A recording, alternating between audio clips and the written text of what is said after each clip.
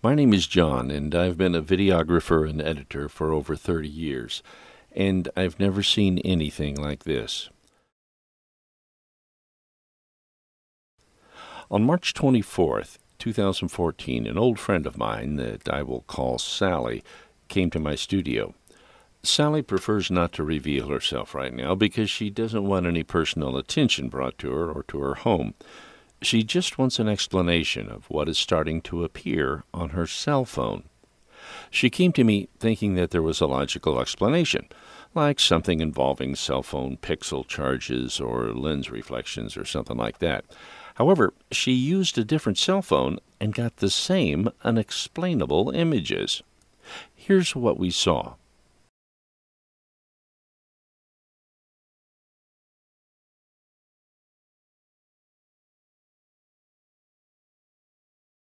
There. Did you see it? Watch again in slow motion. You may have missed them. The tiny blue dots of light. They appear randomly and are always moving quickly. I call them blue pickets.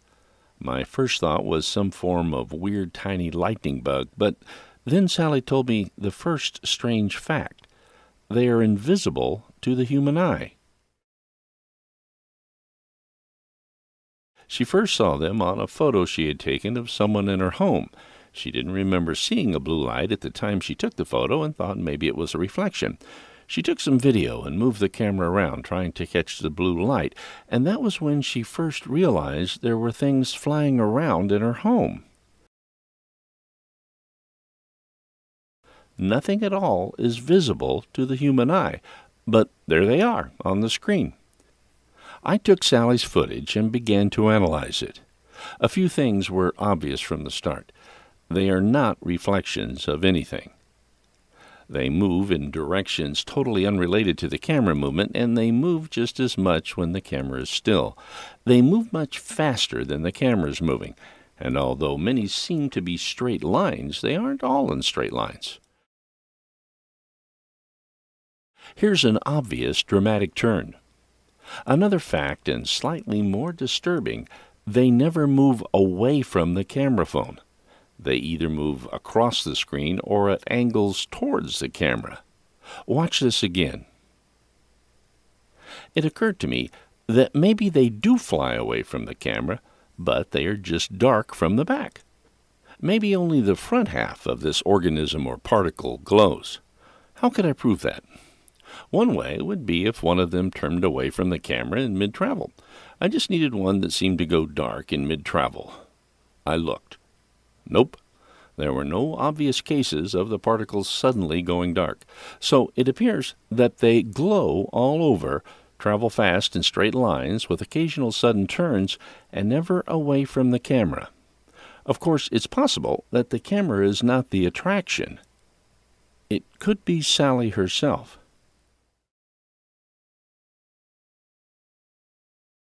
So, we have some general characteristics of the blue pickets, but what are the pickets themselves?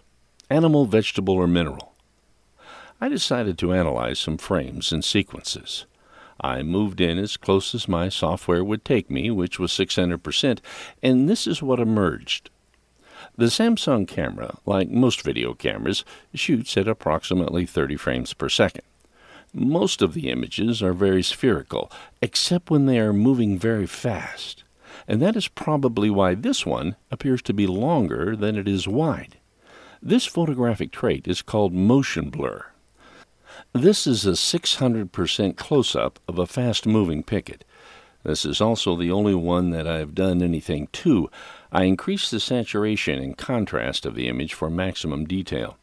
In normal motion blur, the elements of the photo are stretched out and become lines parallel to the line of travel.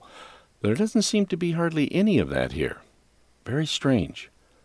The only thing I can think of that would keep that from happening were if the elements of the object themselves were moving around inside the object faster than the object is traveling.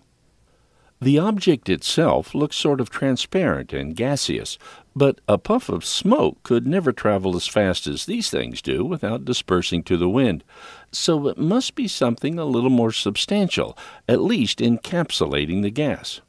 Also, notice that with the high saturation you can see different colors. Pink or red here at the rear, some spots of green, and a large blob of blue at the end, along with a little more pink, and if you look real hard you will notice a touch of yellow in the front end. To my eye, there also appears to be a slight corkscrew effect. You can sense lines of density running this direction.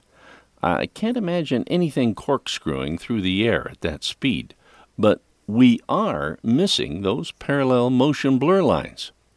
Let's drop motion for a second and see if we can detect any mass or weight to these things. Watch this one. I was trying to figure out where they started, and I thought I'd figured out that this one started in the corner of the room, but I was wrong. Look closely at this again in slow motion. It comes up from the bottom of the screen and abruptly changes direction. Watch these frames. Here, right here, where it changes directions, you can see that the forward side of this is flattened, almost to a straight line, just like a beach ball bounces off a wall. The Pickett comes up from the bottom, hits the wall, and bounces off in an almost 45-degree angle. These things have mass. It's probably only a tiny amount, but they are real, and they are substance. This is also one of the few Picketts that makes a mid-air turn. Watch this. It's pretty obvious that it made a turn more towards the camera. These things are not just emitted like a cannon shot. There is some sort of steering going on. There is something else interesting about this turn. As the Pickett approaches the turn and leaves the turn, it looks ghostly, like most of the Picketts do. But look at this frame in the middle of the turn. In the outside of the turn, there is a clear, rounded mass. It's almost like centrifugal force is throwing it against the side. Coming out of the turn, it's gone. Now let me show you where this Pickett comes from. It's very faint, so look close as I back up the footage to where the Pickett first appears. Going, gone. More disturbing news for Sally. This Pickett comes from the curtain. It's impossible to say if it actually comes out of the fabric or comes from behind the curtain, but it doesn't exist at all along this trajectory. She informed me that the window was kept totally closed at all times.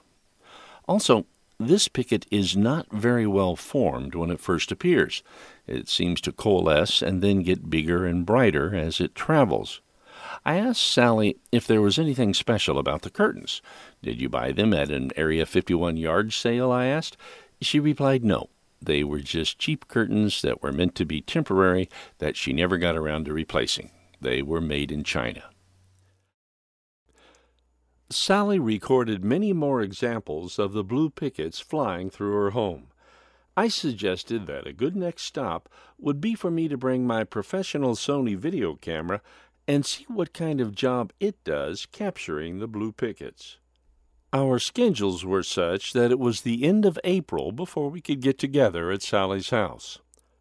I followed Sally around so that my camera and her phone camera could capture the same Picketts. Sadly, there wasn't a single one to be seen by either one of us. I definitely do not doubt their existence. I saw the footage, and I know Sally. But late April is much warmer, and this year it was drier than March. I believe that the lack of blue Picketts is a sign that they are some sort of very small flying insect that disappears with the warm, dry weather. However, I have no theories as to why they only show up on Sally's phone. We are going to try again in the fall and next March. Until then, if you have any idea what these blue Picketts are and why only the camera can see them, please leave me a message. Thank you.